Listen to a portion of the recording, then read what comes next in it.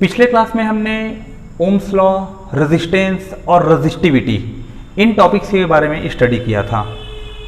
आज का जो क्लास है, आज का जो टॉपिक है हमारा वो है कॉम्बिनेशन ऑफ रेजिस्टेंस, अर्थात प्रतिरोध का संयोजन।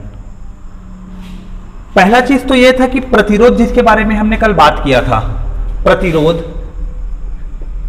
प्रतिरोध क्या है, जिसको हम रेजिस्टेंस आर कहते हैं। ये पदार्थ की वह प्रकृति है जिस प्रकृति के कारण वो इलेक्ट्रॉन के फ्लो को अपोज करता है।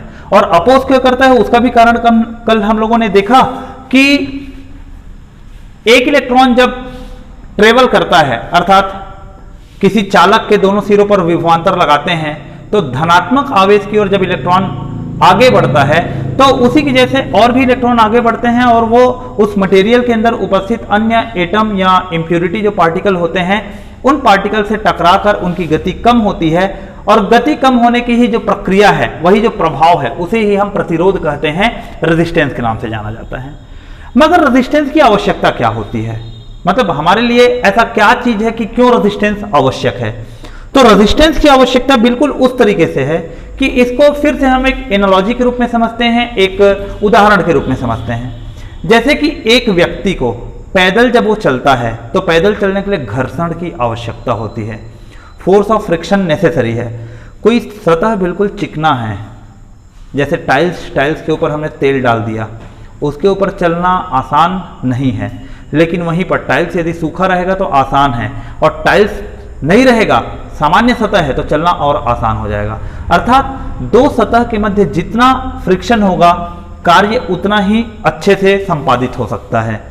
तो जिस प्रकार से घर्षण बल कुछ एक्टिविटी को परफॉर्म करने के लिए आवश्यक होते हैं, उसी प्रकार विद्युत में घर्षण बल का जो रोल प्ले करता है वो प्रतिरोध है।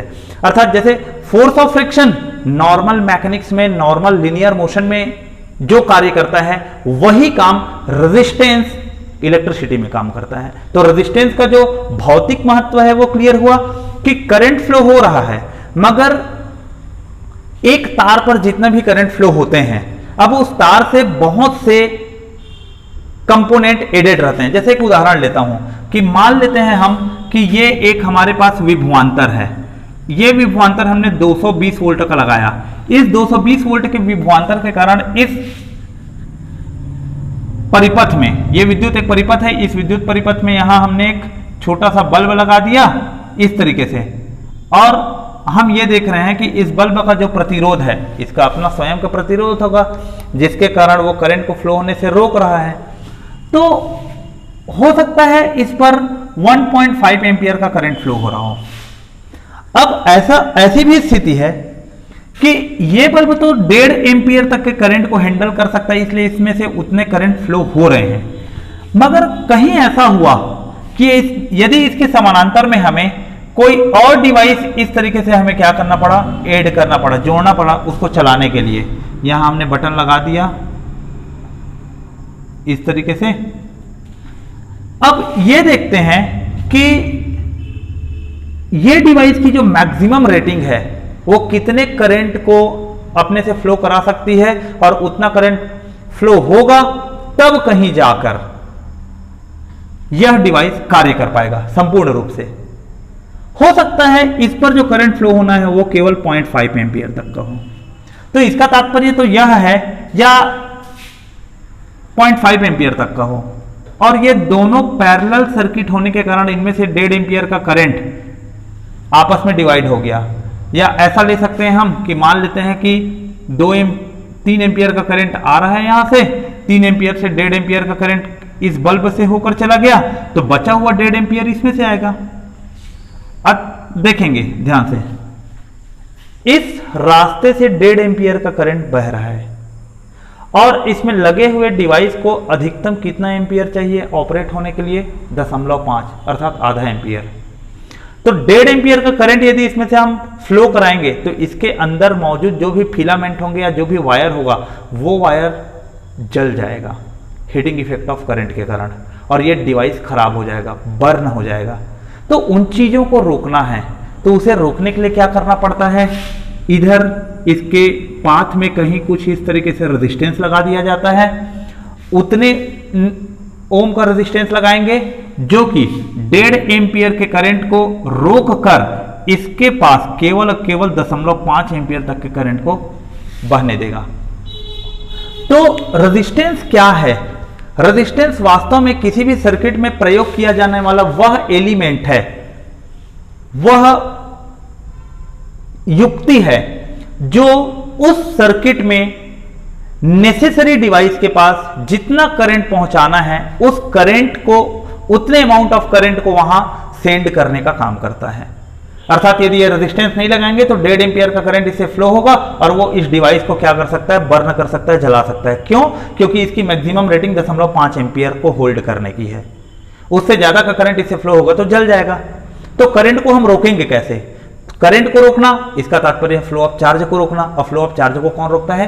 प्रतिरोध अर्थात रेजिस्टेंस रोकता है। तो ये तो रेजिस्टेंस की बात हुई। तो जैसे हमने सर्किट में यहां एक रेजिस्टेंस लगाया, ये तो बहुत छोटा सा सर्किट था। इसी प्रकार से कई ऐसे सर्किट होते हैं जिसमें बहुत सारे रेजिस्टेंस लगते हैं।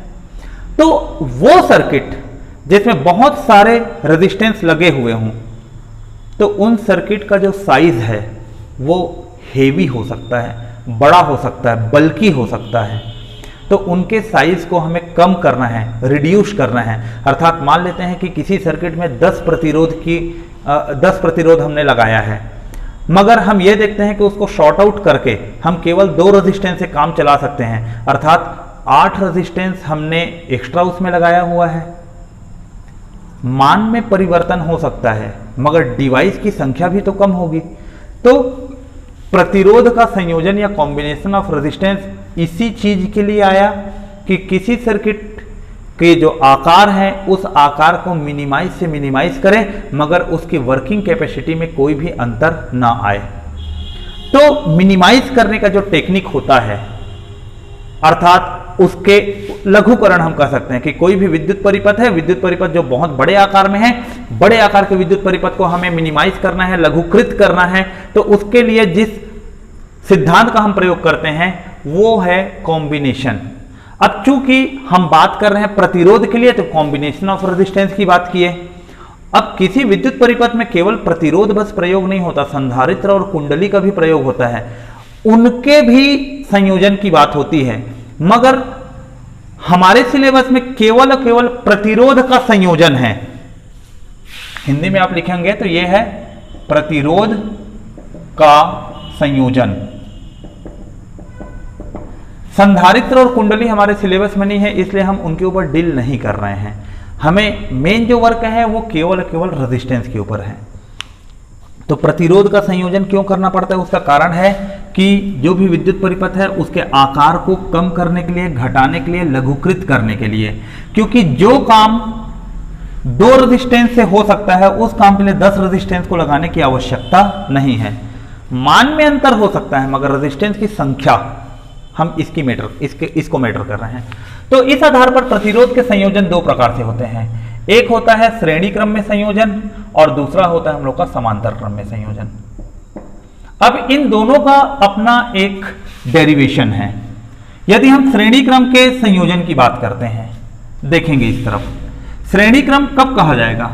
किसी प्रतिरोध को हम श्रेणी क्रम में कब कहेंगे कि ये एक प्रतिरोध है और ये दूसरा प्रतिरोध है, दोनों प्रतिरोध को हमने क्या किया, इस तरीके से श्रेणी क्रम में जोड़ दिया ये, और बीच में यहां हमने क्या किया, एक स्विच लगा दिया। ये बैटरी है, ये प्रतिरोध R1 है और ये प्रतिरोध R2 है, और ये हमारे पास एक विद्युत विभव का स्रोत है जो वोल्टेज V प्रदान कर रहा है इस परिपथ के लिए, और ये स्विच है। जैसे ही हम स्विच को क्लोज करेंगे हम क्या देखते हैं कि इस बैटरी से, इस सेल से एक करंट प्रवाहित होगी और ये करंट R1 से प्रवाहित होकर R2 से प्रवाहित होकर अपने ऋणात्मक, ये धनात्मक है और ये ऋणात्मक बिंदु की ओर आ जाएगी। अर्थात विद्युत धारा का जो प्रवाह की जो दिशा है वो कैसे है, धनात्मक से बहकर ऋणात्मक की ओर है।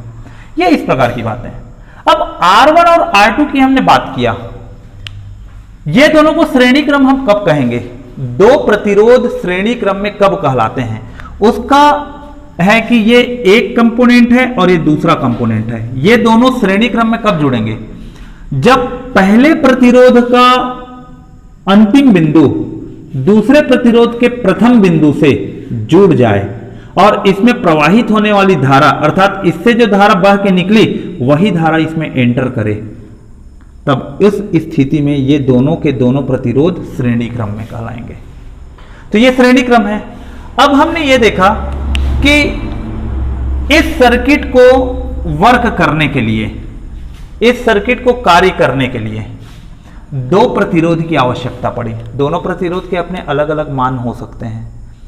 ऐसा भी तो हो सकता है ना कि इन दो प्रतिरोध की जगह हम केवल एक प्रतिरोध का उपयोग करें तो सर्किट का आकार हमारा छोटा हो जाएगा और काम वही होते रहेगा। तो इन दोनों रेजिस्टेंस को यदि हमें हटाना है और इनके जगह कोई एक रेजिस्टेंस रखना है तो एक रेजिस्टेंस वाला हमने ऐसा सर्किट बना लिया। ये रेजिस्टेंस R है और बिल्कुल यही सर्किट है इस तरीके से। ये परिपथ बिल्कुल ऐसा ही है। जो कार्य ये परिपथ कर रहा है वही कार्य इस परिपथ का भी है। बिल्कुल इसमें दो प्रतिरोध मिलकर उस कार्य को अंतिम रूप देते हैं। हमें यह ज्ञात करना है इन दो प्रतिरोध की जगह हम एक प्रतिरोध प्रयोग करेंगे जो उसी कार्य को अंजाम दे तो इस प्रतिरोध का मान क्या होगा। इसी के लिए हमें अभी यहां डेरिवेशन करना है। तो हम यहां देखते हैं ये विद्युत विभव जो हमने अप्लाई किया, प्रतिरोध जो है वो आवेश को रोकने का कार्य करता है। अतः आवेश की संख्या यदि एक जगह पर ज्यादा रुक रही है और एक जगह कम रुक रही है तो वहां विभव में अंतर आ जाएगा। अर्थात इसके दो बिंदुओं पर जो विभव की मात्रा है, जब वो इस रेजिस्टेंस की हम बात करेंगे, इन दोनों रेजिस्टेंस की जब हम बात करते हैं R1 और R2 के, तो हम देखते हैं कि R1 ने कुछ आवेश को अपने अक्रॉस रोक दिया और R2 ने कुछ आवेश को अपने अक्रॉस अपने कैपेसिटी के अनुसार रोका। अर्थात R1 के दोनों बिंदुओं पर आवेश की मात्रा में अंतर होगा और उसी प्रकार R2 के दोनों बिंदुओं पर आवेश की मात्रा में अंतर होगा। जितने आवेश की मात्रा में अंतर होगा उसी के आधार पर विभव का मान तय होगा और विभव में ही अंतर होगा। अर्थात R1 के पास जो विभव का अंतर है हमने उसको V1 लिया और R2 के पास जो विभव का अंतर है हमने उसको मान लिया V2। अब हम देख रहे हैं कि इस V वोल्टेज को अप्लाई करने से इसमें कौन सा धारा प्रवाहित हो रहा है, I। तो ओम्स लॉ के प्रयोग करने से, ओम के नियम से R1 के पास रुकने वाला जो वोल्टेज है V1 ये किसके बराबर होगा, I इंटू R1। ये करंट बहते बहते गया R1 से मल्टीप्लाई करेगा तो I इंटू R1 का जो मान होगा वो इस दो बिंदुओं पर मौजूद विभव के बराबर होगा। अर्थात V1 को हमने I इंटू R1 के बराबर रख लिया। इसी प्रकार से V2 जो है वो हम लोगों का किसके बराबर होगा, I इंटू R2 के बराबर होगा। अब इसी सर्किट को इन दोनों R1 और R2 के जगह पे हमने यहां एक रेजिस्टेंस क्या मान लिया है, R ले लिया है। सेम वोल्टेज सोर्स है, जितना वोल्टेज यहां था उतना ही वोल्टेज यहां है, जितना करंट यहां से बह रहा है उतना ही करंट यहां बह रहा है। बस हमें यह ध्यान रखना कि इन दोनों प्रतिरोध की जगह पर एक सिंगल प्रतिरोध रखेंगे तो उसका मान क्या होना चाहिए। तो यहां देखिए कि ये प्रतिरोध जो हमने, ये विभव जो हम लगा रहे हैं, इस विभव के कारण यहां से करंट फ्लो हुआ, करंट फ्लो होने के कारण वो R से फ्लो होकर जा रहा है। अर्थात ये R भी तो आवेश को अपने दोनों बिंदु पर आवेश की मात्रा में अंतर होगा और ये जो आवेश की मात्रा में अंतर होगा वो वही विभव होगा जो हमने यहाँ से अप्लाई किया है। यहाँ तो जो वोल्टेज था वो V1 और V2 दो भागों में टूट गया, मगर यहाँ जो वोल्टेज है वो तो उतना ही है ना जो हम यहाँ पर अप्लाई कर रहे हैं। तो इस सर्किट के लिए V का मान किसके बराबर हो गया, I इंटू R के बराबर हुआ। ये सूत्र कहाँ से आया, ओम्स लॉ से आया जो हमने पिछले क्लास में पढ़ा था। अब देखो ओवरऑल वोल्टेज इसके लिए V का मान कितने के बराबर है हम लोगों के, V1 प्लस V2 के बराबर। मान लेते हैं कि मैंने 10 वोल्ट यहां सप्लाई किया तो 10 वोल्ट में 6 वोल्ट यहां रुक गया, 4 वोल्ट यहां रुक गया। सीरीज में वोल्टेज डिवाइड होता है और पैरेलल में करंट डिवाइड होता है। तो V का मान किसके बराबर हुआ, V1 प्लस V2 के बराबर हुआ। इस V के जगह में हमने यहां से रख दिया IR, V की जगह हमने रख दिया I इंटू R। V1 की जगह हमने रख दिया I इंटू R1 और V2 की जगह रख दिया हमने I इंटू R2। यहां से V1 की जगह IR1, V2 की जगह IR2 और V की जगह में हमने क्या रख दिया IR इस समीकरण में, क्योंकि हम देख रहे हैं कि जितना वोल्टेज दे रहे थे वो दोनों इस जगह में क्या हो गए, बंट जा रहे हैं। अब यहां से I और I दोनों कैंसिल आउट हो गए, तो ओवरऑल रेजिस्टेंस का वैल्यू क्या मिल गया हम लोग, R1 प्लस R2 को इक्वल हो गया। अर्थात दो अलग अलग प्रतिरोध प्रयोग करने से अच्छा है एक प्रतिरोध प्रयोग करें और उसका मान इन दोनों प्रतिरोध के योग के बराबर होना चाहिए। प्रतिरोध का आकार समान रहता है, उसके मान में बदलाव होते हैं, तो जो उसके मान में बदलाव हो रहा है, देखिए इस सर्किट का आकार बड़ा होगा मगर इसके कंपैरिजन में इस सर्किट का आकार छोटा होगा और दोनों सर्किट समान कार्य कर रहे हैं, तो हमें आकार को घटाते हुए चलना है। और यह आकार कैसे घटता है, इसका जो सबसे शुरुआती जो चीज़ है वो कॉम्बिनेशन का ही है या संयोजन का ही है। तो हमने अभी किस चीज़ के लिए बात किया, अभी श्रेणी क्रम के लिए। श्रेणी क्रम को पुनः देखते हैं कि दो प्रतिरोध श्रेणी क्रम में जुड़े हुए कब कहलाएंगे, जब पहले प्रतिरोध से बहने वाला करंट बहते हुए दूसरे प्रतिरोध से भी बहकर निकले उतना ही, तब उस स्थिति में ये दोनों के दोनों प्रतिरोध श्रेणी क्रम में कहलाएंगे। तो ये श्रेणी क्रम का अपना क्या हो गया, डेरिवेशन हुआ। अब इसी को हमें समानांतर क्रम में करना है। समांतर क्रम में हम किस तरीके से इसके डेरिवेशन करेंगे, समांतर क्रम कहलाता है कि यही वोल्टेज सोर्स से गया, यहां से करंट दो भागों में इस तरीके से विभक्त हो गया, यहां प्रतिरोध लगा R1, यहां प्रतिरोध लगा R2 और ये कुछ इस तरीके से बाहर, ये वोल्टेज V है, यहां हमने स्विच लगा दिया है, ये इस तरीके से R1 और R2, यहां से करंट बह रहा है I। अब देखें इसमें क्या विभाजित होगा, इस बैटरी के दोनों एंड पर विभवांतर V है तो उतना ही विभवांतर तो इन दोनों बिंदुओं पर भी होगा। अर्थात जो आवेश की मात्रा में अंतर इन दोनों बिंदु पर है वही आवेश की मात्रा में अंतर इस और इस बिंदु के बीच में भी होगा। इन दोनों बिंदु के बीच में, इन दोनों बिंदु के बीच में जो विभव का अंतर है वो R1 के लिए भी उतना ही है और R2 के लिए भी उतना ही है, क्योंकि दोनों समान बिंदु से जुड़े हुए हैं।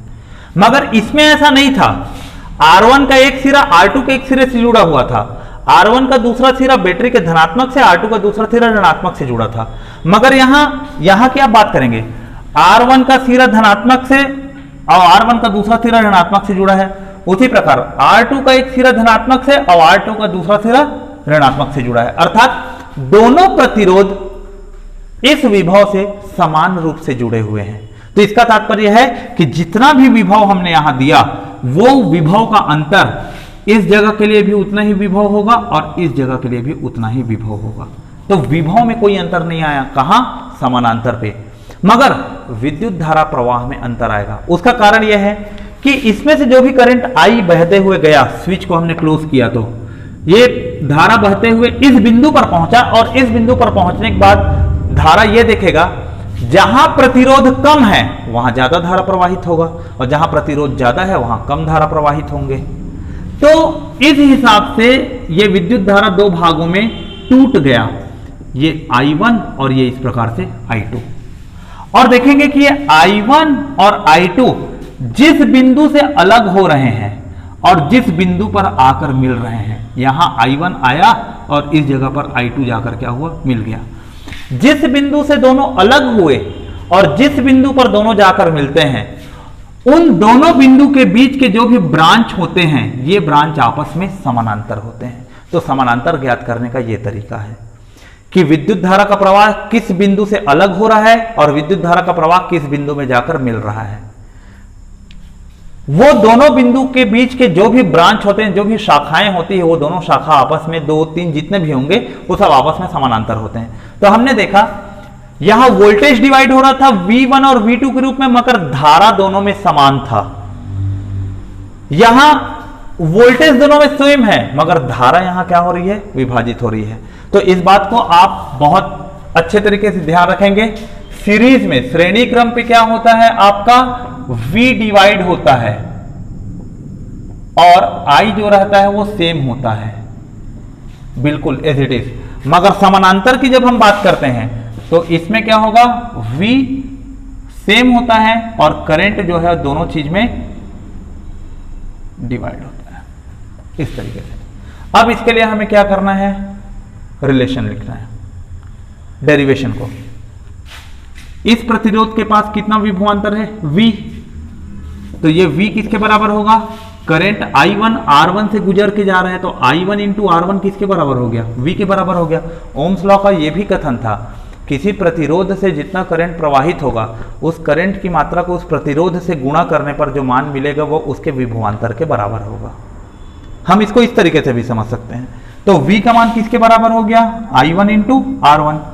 इसी प्रकार इस V का मान किसके बराबर हो जाएगा हम लोगों का, I2 इंटू R2 के बराबर हो गया। तो इस वाले सूत्र से I1 का मान क्या निकल जाएगा, V बटा R1, और इस वाले सूत्र से I2 का मान क्या निकल जाएगा हम लोगों का, V अपॉन R2। अब हम जानते हैं कुल विद्युत धारा का मान I कितने के बराबर है, I1 प्लस I2 के बराबर। इस तरीके से I is equal to I1 plus I2। तो दोनों का मान यहां से उठा कर रख दो। अच्छा, ये दो रेजिस्टेंस के बजाय हम इक्विवेलेंट जो सर्किट बनाएंगे वो इक्विवेलेंट सर्किट क्या होगा, एक ही रेजिस्टेंस का इस तरीके से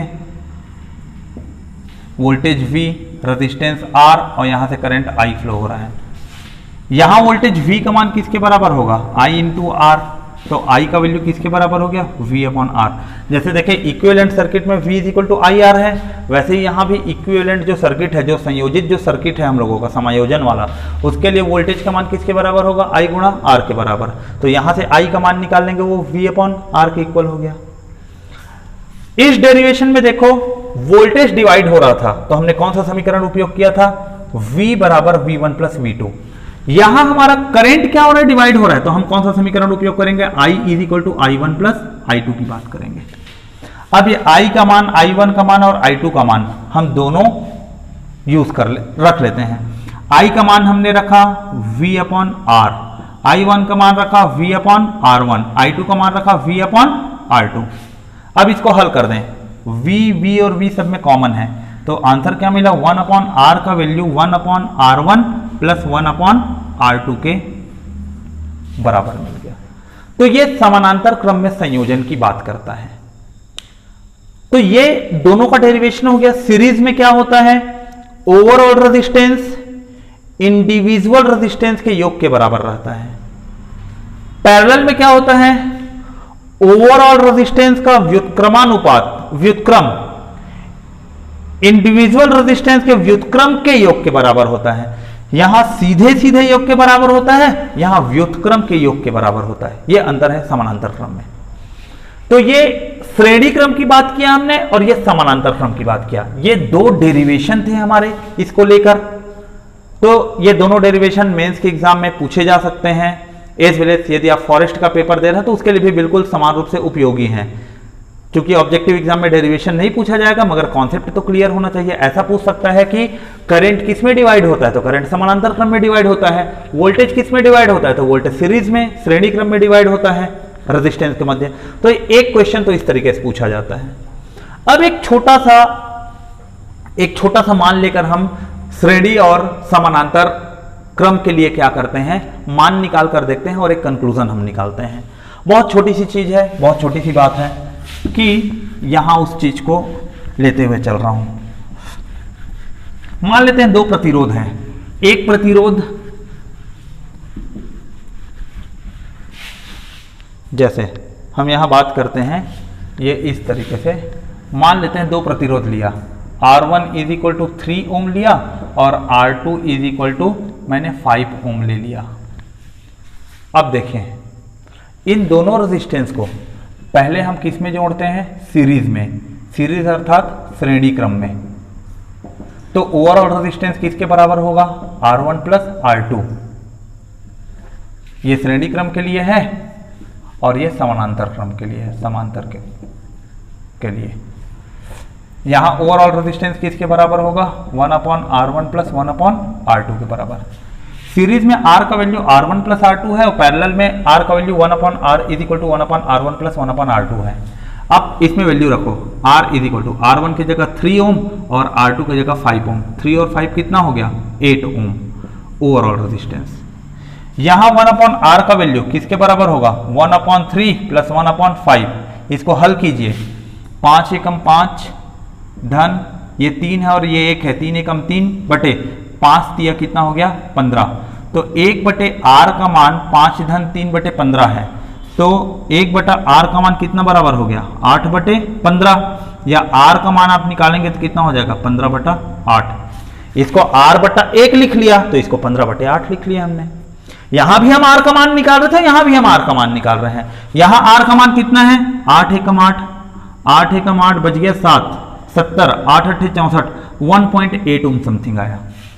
अब देखिए दोनों में दो प्रतिरोध तो हमारे बराबर थे, 3 ओम और 5 ओम, चाहे श्रेणी के लिए चाहे समानांतर के लिए। इन दोनों को संयोजित करके जब श्रेणी में जोड़े तो ओवरऑल रेजिस्टेंस कितना मिला अपने को? 8 ओम। और इनको जब समानांतर में यदि हमने संयोजित किया तो ओवरऑल रेजिस्टेंस कितना मिल रहा है हमें? 1.8 ओम। तो देखेंगे श्रेणी क्रम कुल प्रतिरोध के मान को बढ़ा देता है, अर्थात ये 8 ओम जो है वो 3 से भी बड़ा है और 5 से भी बड़ा है, तो श्रेणी क्रम में प्रतिरोध का मान बढ़ता है। जबकि समांतर क्रम की बात करें, ये 1.8 ओम जो है 3 ओम और 5 ओम दोनों से छोटा है। तो श्रेणी क्रम प्रतिरोध बढ़ाने का कार्य करता है और समांतर क्रम प्रतिरोध को घटाने का काम करता है, और हम चाहते हैं प्रतिरोध कम से कम रहे। इसीलिए जो घरेलू विद्युत परिपथ है वो समांतर क्रम में प्रयोग किया जाता है। हालांकि इसके और भी कारण है, उसको अगले हम लेक्चर में इसके बारे में बात करेंगे, घरेलू विद्युत परिपथ कैसे होता है और क्यों होता है।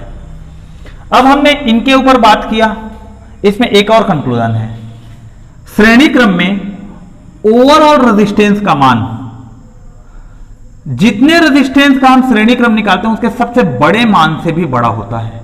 इन दोनों में सबसे बड़ा मान है 5, 5 से भी बड़ा होगा ओवरऑल वैल्यू।